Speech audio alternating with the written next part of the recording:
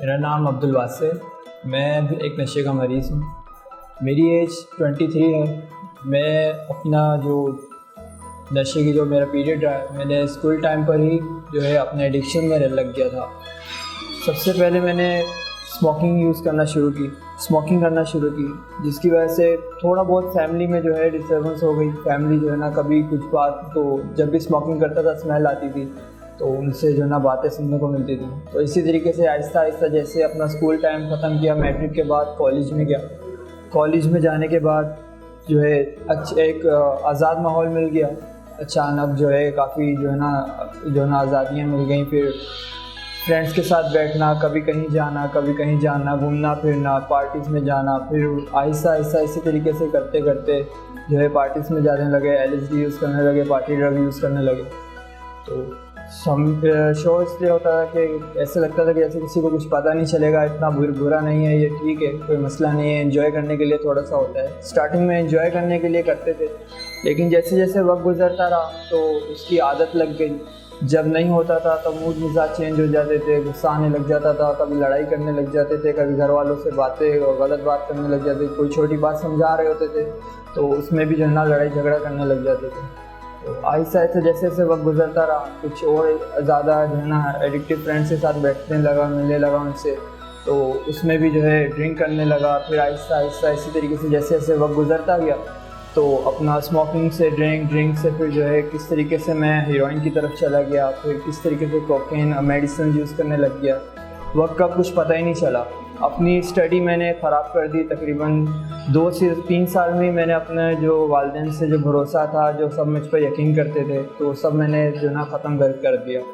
और फिर आहिस्ता आहिस्ता चलते, शुरू में तो अपने मज़े के लिए, अपने जो है ना एंजॉयमेंट के लिए नशा किया करता था, लेकिन आहिस्ता आहिस्ता इससे ऐसी मजबूरी बन गई जिसकी वजह से जो है ना मैं रह ही नहीं सकता था बगैर नशे के।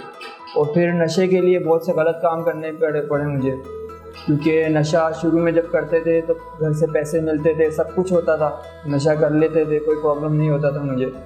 लेकिन जैसे जैसे वक्त गुजरता गया तो कभी जेब में पैसे नहीं है, या फिर नशा नहीं है, ड्रग नहीं है, कुछ भी नहीं है, तो उसके लिए फिर गलत काम करने पड़ते थे, जिसकी वजह से मैंने चोरियाँ भी की। उसके अलावा जो है मैंने बाहर भी बहुत से गलत काम किए, जिसकी वजह से मुझ पर कुछ केसेस भी बने। मुझे जो है ना गवर्नमेंट ने जो है ना काफ़ी दफ़ा मुझे जो है ना थाने जाना पड़ा, जिसके पीछे मेरे वालिद साहब आते थे मुझे छुड़ाने के लिए। तो आहिस्ता जैसे थोड़ा सा वक्त गुजरा, उसके बाद मैंने अपने इलाज का फ़ैसला किया। घर वालों से मशवरा लिया, तो उन्होंने कहा ठीक है, आप अगर अपना इलाज करवाना चाहते हैं तो आप चाहें। तो इलाज करने गया। मैंने तकरीबन काफ़ी 3 से 4 दफ़ा इलाज लिया, लेकिन हमेशा जब भी इलाज लेता था, जब दौरानी इलाज, तो मैं यही सोचता था कि अब मैंने छोड़ दिया नशा, अब मुझे कोई प्रॉब्लम नहीं होगा, मैं ठीक हो गया हूँ। लेकिन ये मेरी छोटी सी भूल थी, गलतफहमी थी कि मैं बिल्कुल ठीक हो गया।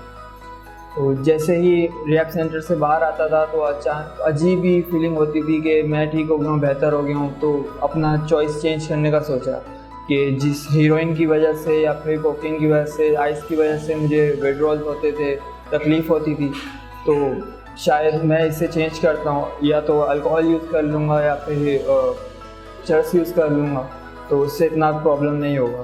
तो पहले जो मैंने इलाज करवाया, तो इसी तरीके से अपना ड्रग ऑफ चॉइस जो है ना चेंज करने का सोचा। एक डिनाइल में होता था कि शायद मैं कंट्रोल करके कर सकता हूँ अब, लेकिन जैसे ही मैं करने लगता था, कुछ भी करता था, तो ज़्यादा से ज़्यादा वीक के लिए या 2 से 3 दिन वो जो है मेरा रहता था। उसके बाद मैं अपने DOC, अपने ड्रग ऑफ चॉइस पे वापस आ जाता था। खुद से नाउमीदी सी हो गई थी।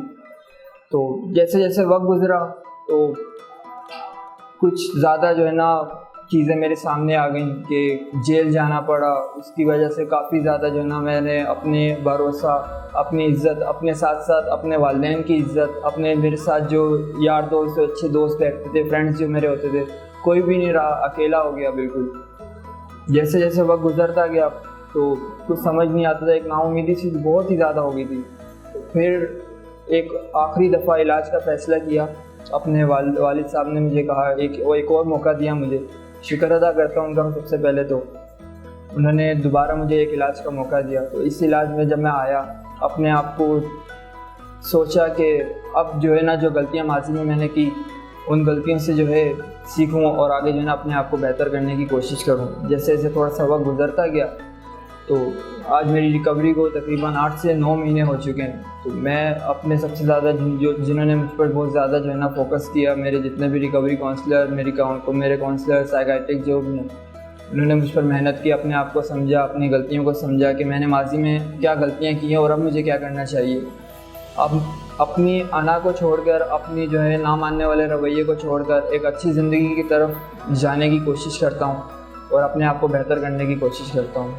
अपनी तरफ से यही मैसेज देना चाहूँगा जितने भी हैं, मुश्किल नहीं है कुछ भी, लेकिन थोड़ी सी कोशिश, थोड़ी सी तकलीफ़ें तो होती हैं, क्योंकि जिस तरीके के हम वक्त से गुज़रे होते हैं वो मैं नहीं हूँ। मेरे साथ एक नशे की लत है जो ये सब काम मुझसे करवाती है, क्योंकि मैं एक अच्छा इंसान हूँ। मेरे साथ जो सेकंड पर्सन हम कहते हैं, जो मेरे साथ होता है, वो नशा होता है। जो कुछ करता है वही करता है। मैं बहुत बेहतर हूँ और मैं अपने आप को मज़ीद आगे और बेहतर कर सकता हूँ। सबसे यही कि अपने आप को देखें, अपने आप को पहचानने की कोशिश करें।